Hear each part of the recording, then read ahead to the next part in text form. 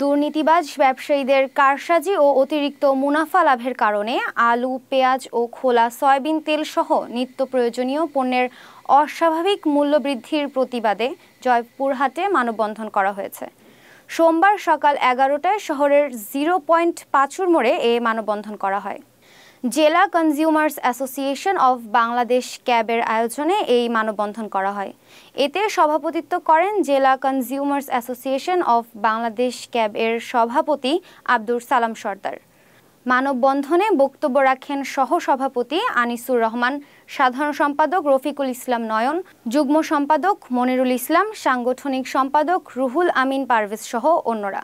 মানববন্ধন শেষে জেলা প্রশাসক আফরোজা আক্তার চৌধুরীর মাধ্যমে জাতীয় ভোক্তা অধিকার বরাবর স্মারকলিপি প্রদান করেন ক্যাবের নেতারা। আমরা মেমু দেখতে চাই, ওনারা মেমু সেখানে প্রিন্ট করেন না।